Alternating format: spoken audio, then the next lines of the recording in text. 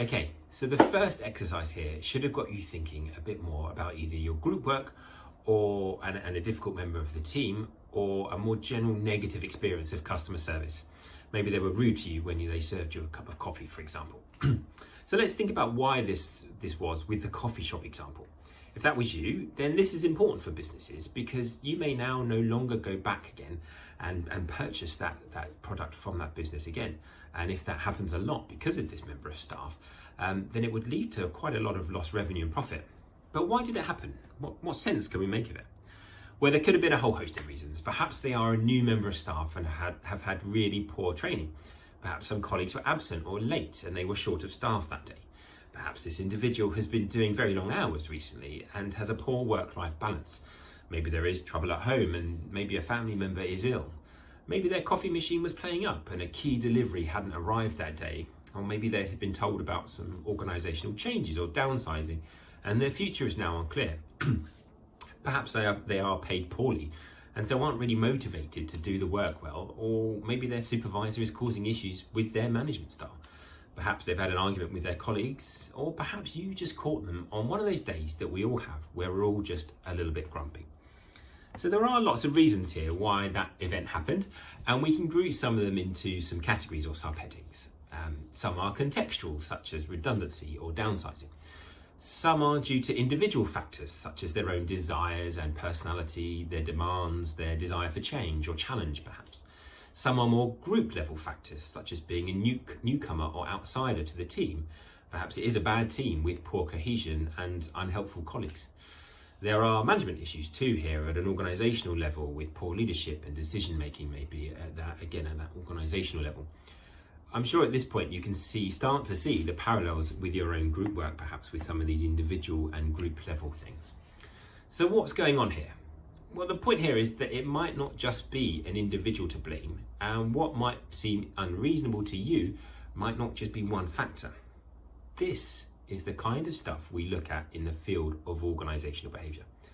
It's very relevant to you because we see it every day in our interactions with people. This is the bit of business and management where we look at people and their behaviour, interactions in groups, and a host of other things when it gets to an organisational level as well. And there is a lot of overlap here between the human relations approach and human resource management in general, and then organisational behaviour, which is why people such as myself often have the job title of HRM and OB within our job titles. It's relevant for you guys for the rest of your degree, with whole modules for some in OB and more group work for all of you too, I'm afraid, across your modules in the future. And it's relevant to you in your future careers as employees, managers and entrepreneurs, or volunteers, whatever it is that you choose to do. We all have to work in teams and groups, and we are all people, so the individual level more than anything is relevant to us. And finally, it's important for your assignments to reflect and make sense of the everyday, which is what we tend to do as humans anyway. Now, I'm slightly biased, but I think OB is one of the most, if not the most important thing that we do in business schools and life in general. So in business schools, we've always had or looked at what is known as the sort of hard management sciences, the firm ones, evident in the work of F.W. Taylor and his analytics and the rational goals model and all that kind of stuff. This is what business schools originally did historically over the 19th and the 20th centuries. Yet senior managers and leaders need leadership and communication skills to distinguish themselves in their career and also to help their organisation gain advantage. In organisations, it doesn't matter how good your machines are, if they're not staffed and managed by people who are doing what you want them to do, then it just won't work, will it? And the evidence shows that happy social workplaces and engaged workers are better and can be a source of sustainable competitive advantage in themselves. Another way of thinking about this is that organisations are a bit like an iceberg.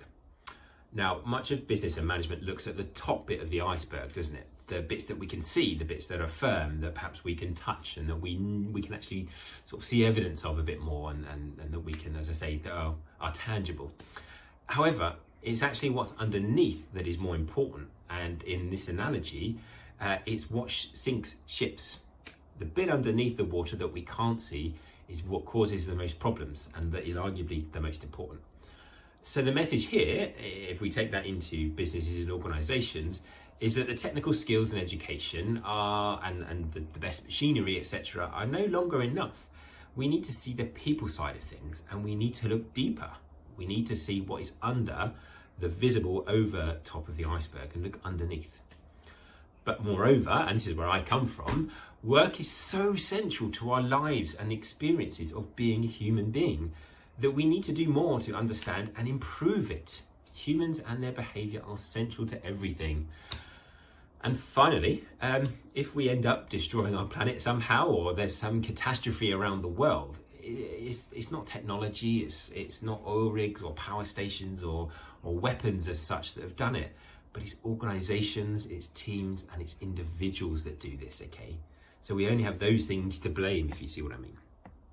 So I want to go in this last bit, just develop this a little bit more and look at a real life example, and that is the NASA Space Shuttle. So let's get back to the mid-1980s when spaceflight was becoming a bit more routine, and NASA wanted to prove this and take it even further, at the same time as trying to gather some excitement again into the program, because yes, it had started to become a bit routine. They now had the Space Shuttle since the sort of late 1970s, which was a reusable vehicle that could make regular return flights to space, and there was about 4 or 5 of them. So in 1985, they had a competition to send a teacher into space, and from the tens of thousands of applicants, they selected this science teacher, Krista McAuliffe. She had a fast-track program of training and was allocated to the Space Shuttle Challenger, due to go up to the space station in January 1986. Her job, her specialist role, was to do 2 live science lessons from space with millions of children watching, and to bring the science of space directly to life through her way of communicating as a science teacher. So, on a cold January morning, her crew of 7 climbed aboard the shuttle with hundreds of millions of people watching live on TV.